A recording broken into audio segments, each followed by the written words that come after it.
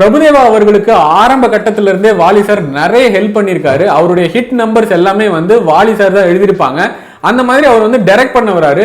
எங்கேயும் காதல் அப்படின்ற படத்துக்கு வந்து காதலை பத்தி எழுதணும், காதலை சொல்லணும் அப்படின்றப்ப எனக்கு வந்து வாலி சார் தான் வேணும் அப்படின்னு சொல்லி ஹாரிஸ் ஜெயராஜ், பிரபுதேவா 2 பேருமே போனாங்க.